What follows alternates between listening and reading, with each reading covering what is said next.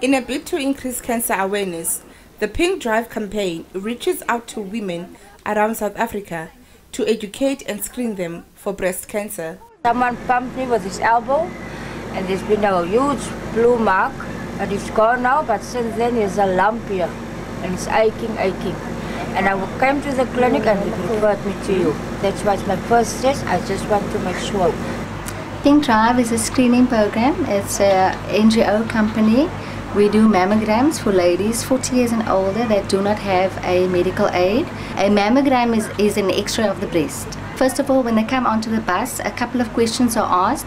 That's the history, the clinical history for our database, because we're also busy with the database for stats purposes. They will come through then, as you can see at the back, our changing room where they will change into one of the pink gowns, and then at the back is the X-ray area where we'll do the actual mammogram. We do 4 X-rays, 2 from the 2 front views and then 2 side views where the patient leans into the machine. The reason for that is to get the muscle, the axillary muscle on the X-ray, so that we can see if there's any swollen lymph glands.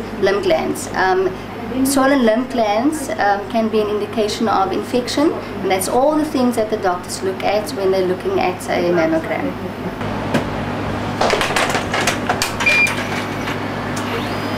It takes about a couple of seconds for the image to pop up. We can check the image immediately to see if we need to repeat it or if there's anything that we need to do extra. The whole process with the X-rays, the X-ray taking it itself takes about 10 minutes, but with the patient changing and putting the name onto the system and processing the images, all in all takes about 20 minutes. After the mammogram is done, we check the images. The images are sent to our radiologist. The reports come back to the clinic.